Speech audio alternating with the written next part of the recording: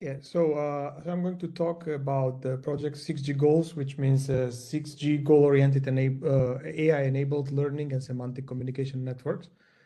So in some way, so I'm a member of the management team,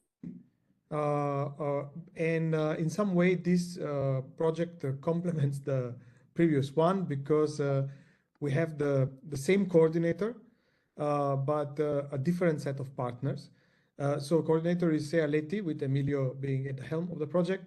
And then the technical manager is Knit from Italy, Paolo Di Lorenzo. Innovation manager is Vincenzo Ciancalebore from NEC. And then there is from UK is Toshiba and Imperial College.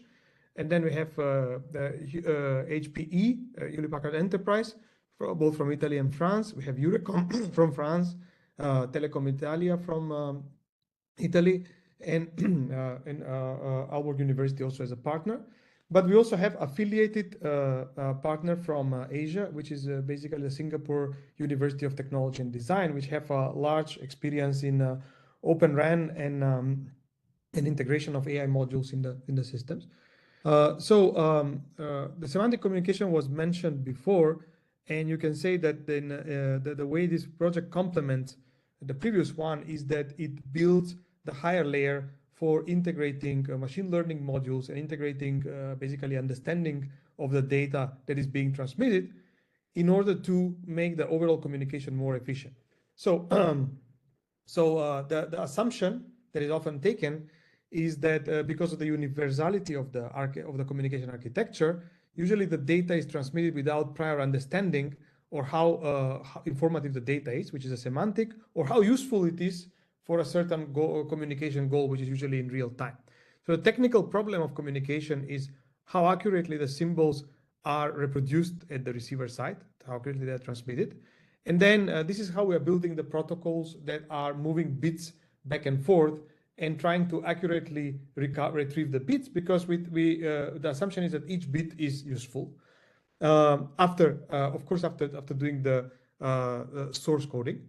But the point is that the context in this network is changed, and the key change compared to the previous generation is the introduction of AI and machine learning modules. So the side knowledge of every node in the network is constantly changing. So we need to basically figure out what is useful and what is meaningful information to a destination, and based on that, just adjust the communication method, the coding, and the amount of data that is being sent.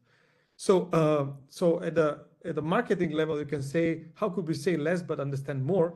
And that is the interplay between the machine learning that is integrated in the network and the transmission of data. So if we see what is targeted by this is the attainment of sustainability, scalability, and interoperability.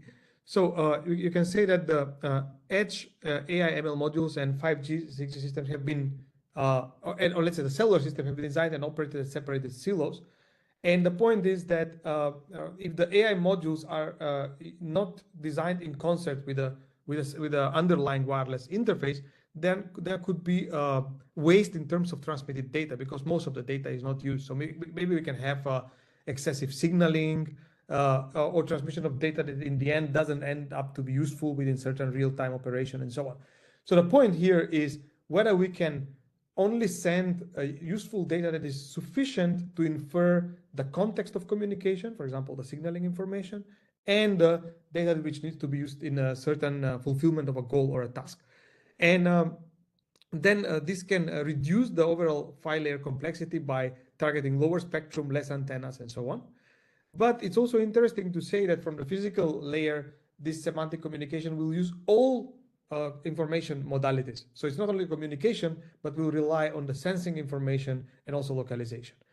The focus is on the transmission of relevant, valuable, and timely information, which is often called pragmatic communication in linguistics. So if we look into the three different levels of communication, at the bottom we have a technical communication. On top of it, we have a semantic communication, which is kind of interpreting the transmitted data within certain context and knowledge. That's why we have this knowledge sharing. And finally, we have the effectiveness or pragmatic communication that attains some goal within a given context. So for example, if you look into the new cars, or some of the electric cars like Tesla that have screens that represent the environment, you can say that the communication from the car to the person is semantic because they are representing the sensory data with a certain picture of, I don't know, bikers, pedestrians, and so on. That's a semantic representation. But what is effective information is which of these data can lead to, is actionable, basically can lead to action that can achieve certain goals in terms of effectiveness or safety. So the concept in the project is that we have, based on observation and possession of certain concepts, we have to make informed decision. And in principle, the hypothesis is that the communication can be made more efficient by relying on this prior knowledge and by understanding what the application, what the goal of certain application needs. And what we want to do is to lay the theoretical, algorithmic, and operational foundations of this novel communication and networking paradigm. Just to give you an example, if you take the classical communication theoretic model, then we are having a certain entropy, so uncertainty of the destination about the source, and this entropy is conveyed by the communication. But when we have machine learning model, maybe we can send initially a certain neural network model to the destination to teach the destination how to interpret the upcoming data and then make the communication more efficient. So one of the ideas in the project is exactly this, to decide when to transmit the learned model rather than individual data. So basically, this would mean that you may make the communication more efficient, not by only looking into antennas, network densification, classical spectral efficiency, but you look into the overall interplay between the AI modules and the communication modules. So the effectiveness is measured as a measure here is not a spectral efficiency, but certain effectiveness or accuracy per goal or per transmission outcome. So we are actually focusing on we will try to define measures that are measuring the actual effect of the received information rather than evaluating information only in terms of spectral efficiency. So the data paradox is that AI needs data, but data needs AI. And this is where we have this idea of deciding where to send raw data, where to compress the data, or whether to send a model how to interpret the data, which would be basically some form of initialization protocol for communication.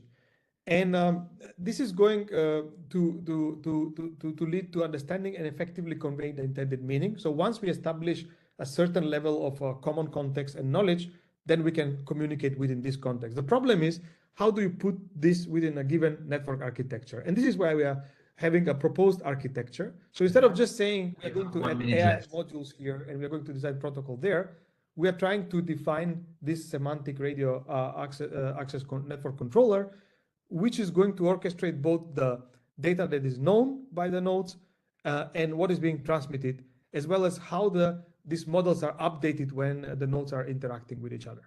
So this is what we call AI native 6G system.